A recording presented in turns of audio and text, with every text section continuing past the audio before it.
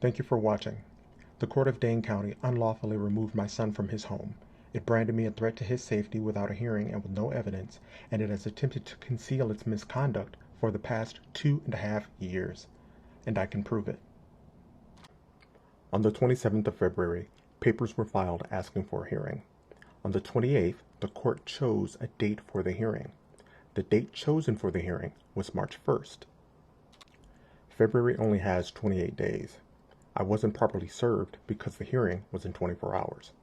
I received a phone call on Thursday telling me to appear in court on Friday. It's also strange that a status conference has already been scheduled for a month later.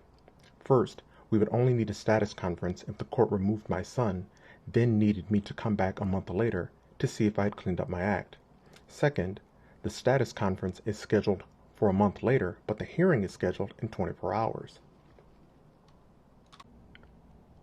Removing a child from home is supposed to be a last resort, so the law says a court cannot do it without substantial proof that it is too dangerous to leave the child at home.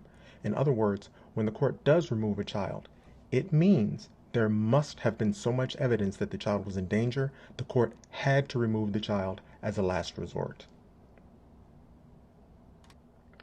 This is from the transcript, and the court is speaking to me.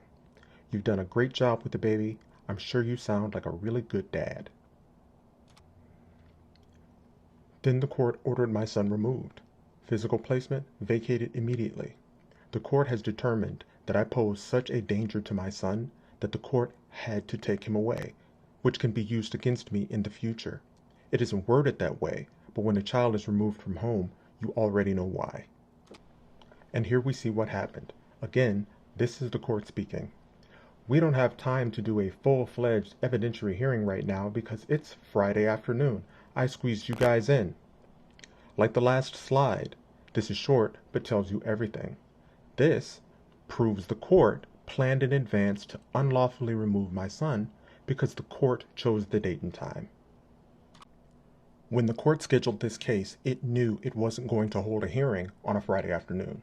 So if no hearing and no evidence, then no need to be there in 24 hours, which means the only reason the court set this up in 24 hours was to get my son and I to the courthouse without an attorney so it could rule me a danger and take my son without a hearing and without evidence.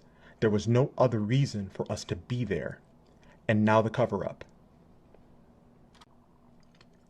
Since there was no hearing and there was never going to be a hearing, the paperwork filed on the 27th has no purpose other than to disguise what has happened.